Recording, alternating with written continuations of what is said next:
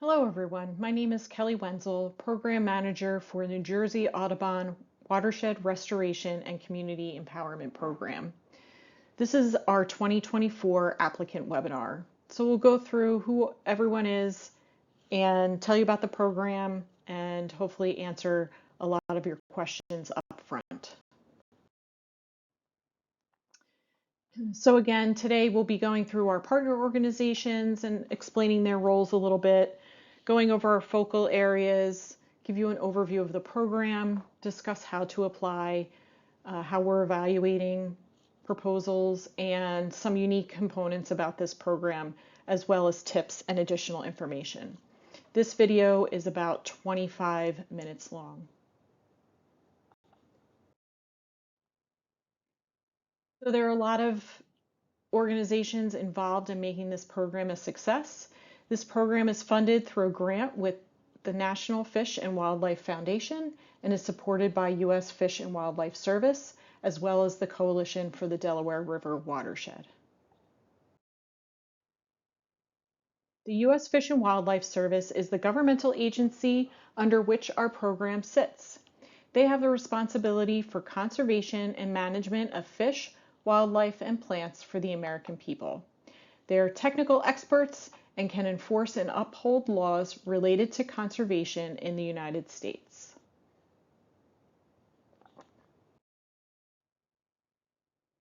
National Fish and Wildlife Foundation, also known as NFWF, is our direct funder for this project.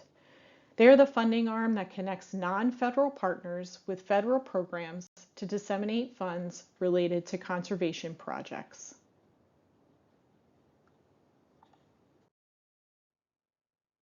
The Coalition for the Delaware River Watershed is the connector for this project. With over 180 organizational members, the CDRW has connections to various types of organizations throughout the watershed doing conservation work.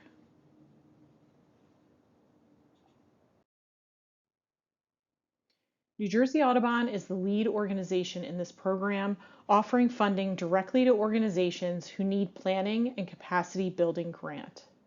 New Jersey Audubon is one of the oldest and largest conservation organizations in New Jersey. We are a member-supported organization and not affiliated with National Audubon.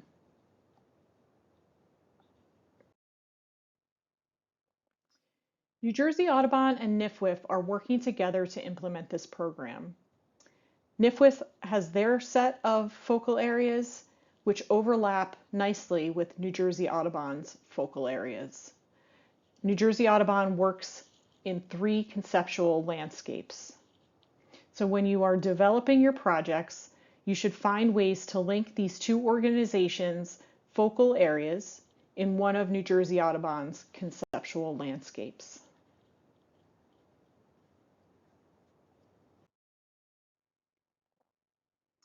As you can see here, New Jersey Audubon and NFWF also overlap on a few species of concern. However, your projects do not have to focus solely on these species.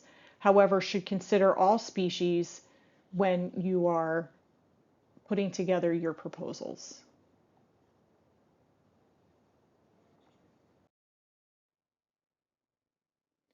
The resources that the coalition has put together are phenomenal. When you're putting together a new program, even if you are already working in a quote-unquote diverse area, this toolkit will walk you through how to be inclusive and just in your work. The coalition's toolkit and lens for DEIJ are phenomenal, like I've said before, and pretty much required reading at this point when you're putting together any program.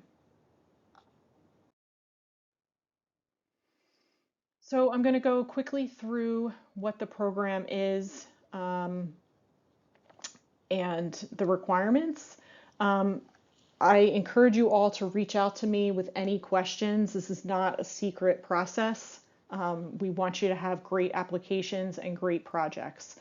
So my way of thinking is no idea is a bad idea. Be creative and take risks. So just a little bit about the grant itself. So our overarching goals are to support and strengthen community-based projects in the Delaware watershed, specifically doing conservation and stewardship projects. We're looking to build capacity of organizations that are new to grant making and may have never received federal funding before. And we're also here to mentor grantees in federal grant making with the express intent of having you all apply for a NIFWIF or other federal grant in the near future.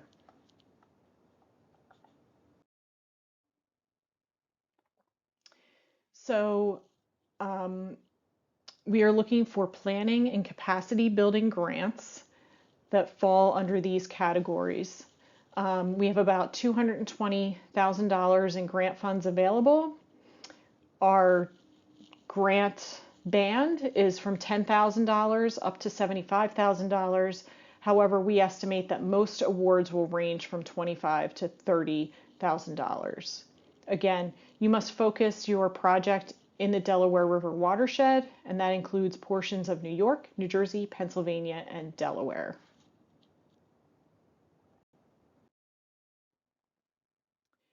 So our timeline is, like I like to say, tight and tidy. So we are opening up our materials for review as of November 1, so you can look at things, download everything. The portal for your application will open January 15th, so that's for the online portion. The proposal deadline for everything all complete is March 15th, 2024. Then we'll have our review process. We hope to have our awards announced on or before June 1st, with your grant period being July 1st, 2024 to June 30th, 2025.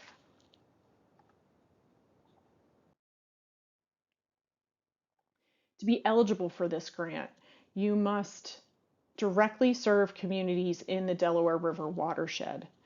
If your organization is housed outside of the watershed, that's fine. Your project, though, must take place entirely in the watershed. You must be a nonprofit 501c3 organization, a tribal government or organization recognized in your state, a community development corporation, things like that.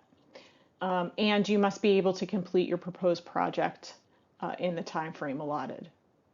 You may use grant funds for salary, fringe, travel, equipment, materials and supplies, contracts, all the usual sort of stuff that is asked for in a budget. We also are including indirect costs, also known as overhead, which will generally be 10%, unless for some reason you have a negotiated rate. Projects should address habitat, water quality, stormwater, or public access to water and the outdoors, again, as it relates to NIFWIF and New Jersey Audubon's focal areas and conceptual landscapes stated earlier.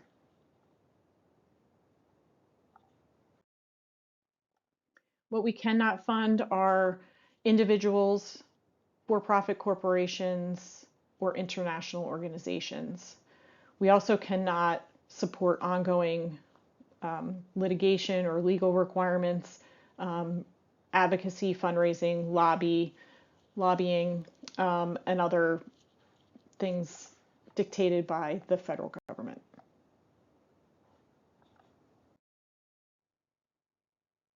If for some reason you find that you do not meet these eligibility requirements, please reach out to me if you think you have a great project, and I will work with our partners at NIFWIF, U.S. Fish and Wildlife, and the Coalition to see if there's someone out there that you can either partner with or contract with to realize your vision.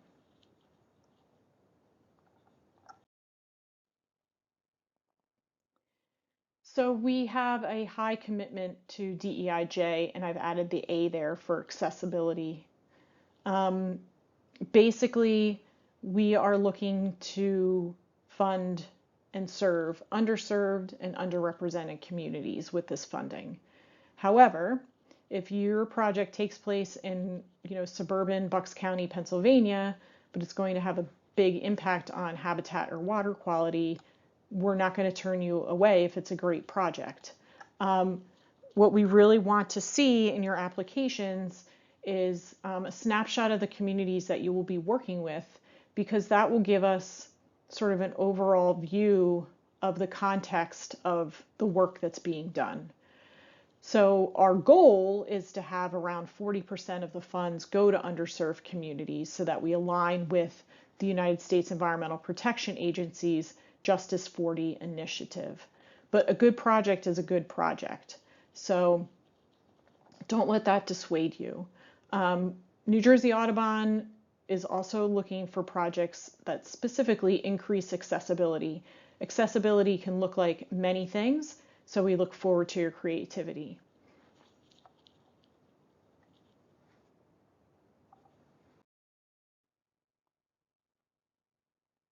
So compliance is tricky. Normally, individual grantees are responsible for meeting federal compliance. However, New Jersey Audubon is going to be the technical lead and liaison to NIFWIF for this. So after your award is granted, New Jersey Audubon is going to take the lead on providing whatever compliance is necessary. However, we're going to turn this into a learning opportunity so that you understand the process, what we did, how we did it, so that you are informed should you decide to apply for a federal grant in the future.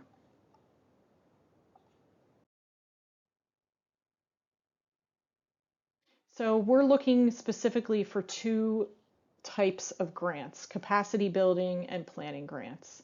A capacity building grant is often used with words like organizational development or institution building. A capacity building grant is money that will give you a nonprofit to work on new strategies, develop competencies, improve processes and systems to improve efficiency. So with this type of support, you all can move into a position where you then have a greater capacity to serve others.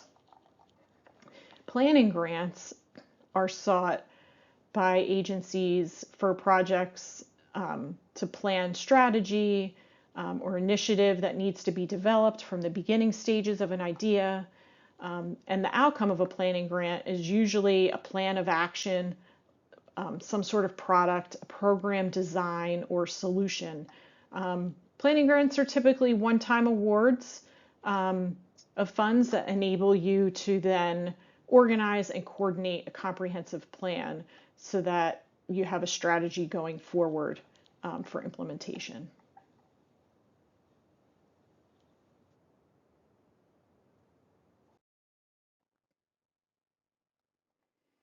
So this program is unique in that New Jersey Audubon will be working with you the entire time to build up your skills and capacity.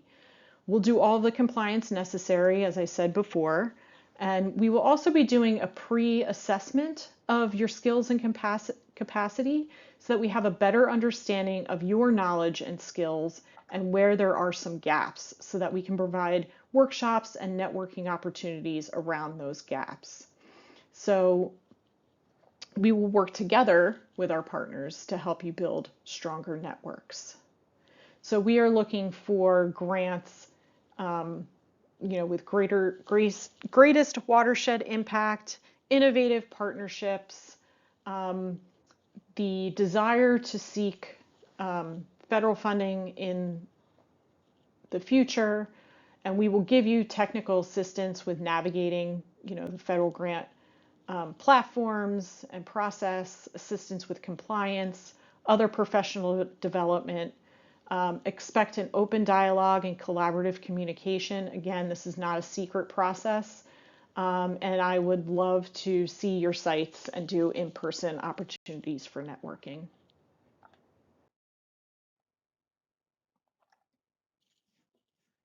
So our assessment tool will help us determine what workshops are needed and or desired by you. I don't want to impose learning on you. I want us to learn together. So these are just some of the topics that I've been thinking of, but these are certainly not written in stone by any means. The dates on the right-hand side are semi-firm unless, they become huge obstacles. And we will also have an opportunity to meet in person at the Coalition Conference in September, as well as maybe one or two grantee networking opportunities in person in the cooler months. And then I hope to do, again, project site visits in the spring. So how to apply. This should be relatively easy and straightforward. It's a two-step process. So the two-step process. So first, you go to our fancy application portal, which is a Microsoft form, and fill that out. There is a PDF version available on our resource hub so that you can see all of the questions and construct your answers in a Word document beforehand so you can cut and paste all of those answers in there. The second part is your file attachments. So there is a dedicated email that is outlined in the RFP where you will email your application packet. And that packet includes in one Excel document with 4 tabs. That's where your budget narrative, a work plan, and your community engagement plan exist. We are also asking for a 990 tax form for your most recent filing, as well as support materials. Support materials include things like letters of support, a basic site plan, maybe a photo or two of your location. We don't need thick packets of information or site plans. We don't need 20 letters of support. Letters of support should come from partners you're planning on working with who support your project. If for some reason you do not have a 990 tax form, maybe you're a brand new organization, you have all your other paperwork, but you just haven't filed yet, we can work with you to create a document where it describes all the information that would be in a 990. We are also trying an alternative application. So these can be videos or shared presentations without human faces. So like this one, you're not seeing my face, which go through the complete application as outlined in the RFP. When you do the online application, if you are going to do a video submission, you click yes, I'm going to do a video, and it takes you to basically the end of the form so that you can just then submit. Once I see that come through, what will happen is we will connect and I will give you specific instructions on how to upload your video and what should be included in the video. But basically, if you're doing a video or online presentation, you are running through the application, but rather than writing it, you are explaining it or showing it to us visually.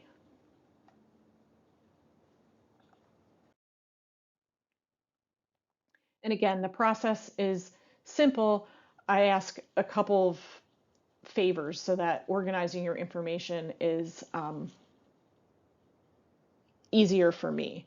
So when you're naming your file attachments, if you could kindly name everything 2024 _ your organizational abbreviation, which is the one that you give me in the online application. So that's why it's important to do that first. And then the file name. So in this case, New Jersey Audubon is abbreviated NJA. So you would label that file 2024 _ NJA _ packet. The same thing with the 990 or your support letters or other supporting documents. When you email me your application packet, I have a special email just for that so it doesn't get lost in my work emails. I just ask that you put the subject as 2024, your organization name and application. So it'd be 2024 New Jersey Audubon application. And this way I know how to organize all of the data.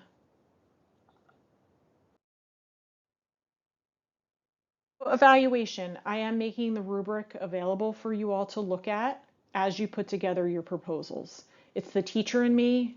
I can't let you fly blind. So it's general proposal preparedness. Is it complete? Is it on time? Technical merit means, is your work feasible? Does it make sense? Is it clear? Budget and cost effectiveness. Did you include a budget? Does the budget make sense? Can you explain your costs? Program goals and strategies are just that. If you can make your goals SMART goals, that is even better. Conservation context. So where does your project fit into the larger scheme of things? How will it impact the larger watershed? And then partnership and community impact. Who are you working with and why? Do they have certain expertise? That kind of information. And you don't have to write a dissertation, but just make sure it's clear and concise and tells us all we need to know. So this is a lot of information. So we've created a resource hub at njaudubon.org/watershed-grants, where we will have our resources up there, resources from NIFWIF, resources from the coalition, and resources from the US EPA. That is where the EJ screen tool will be found. So just to go over what's where, the NIFWIF resources, our materials are our own. However, they were informed by the NIFWIF RFP for their larger grant ask for the Delaware River program. So looking through their materials, specifically the toolbox, letters of support, best practices, and the metrics guidance, which we are not asking you to supply metrics per se, but you can at least see what those look like.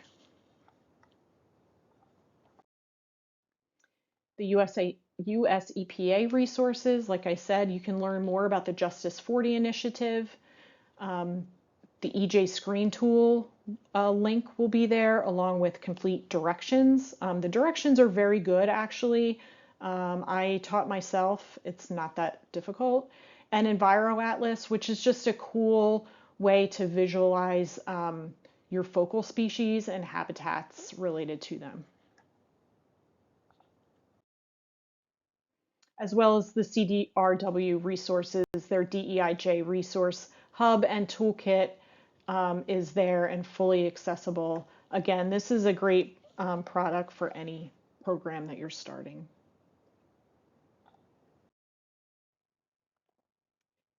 Some tips for success. I always say explain your project as if you're explaining it to your grandmother who knows nothing about conservation or stewardship or the environment. Print, I know printing is passe, but print and read and reread the RFP a couple times, highlight, underline so that you don't miss anything.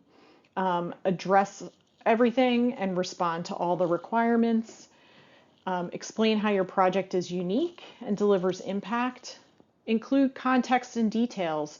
Our reviewers will be from all walks of life within the conservation realm. So don't assume that we understand your project. Don't assume that we understand your geography or anything about anything. Make it clear and reasonable for us to read.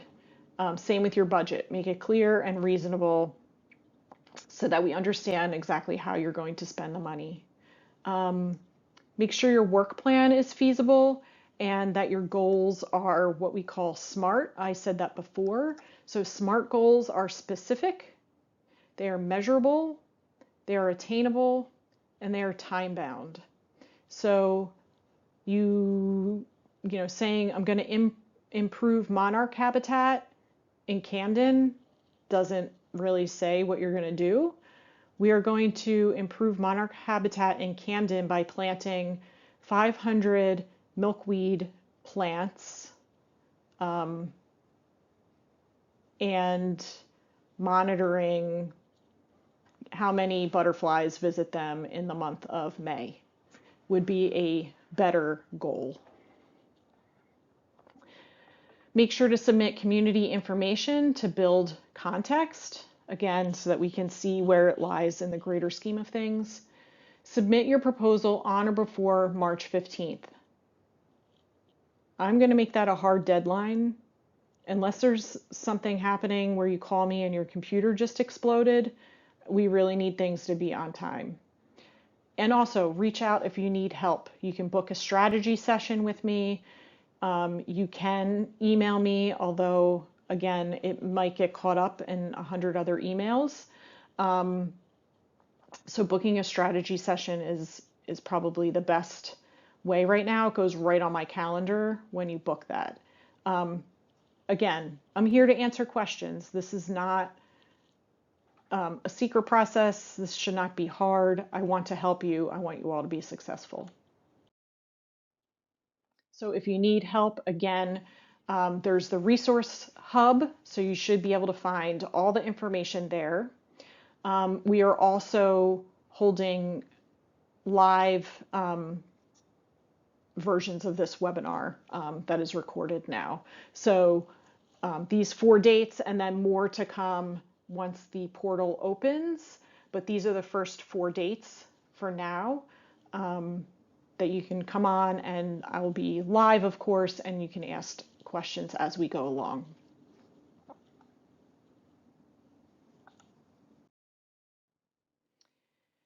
And so this is one of my favorite pictures on the planet. This is Petty's Island, which is in the Delaware River between Camden and Philadelphia, looking towards Philadelphia.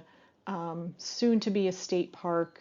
Really excited about this place and really excited to see all of your projects and get to know all of you. So again, if you have any questions or concerns, please book some time with me or email me if it's a simple question. I look forward to working with all of you. Thank you.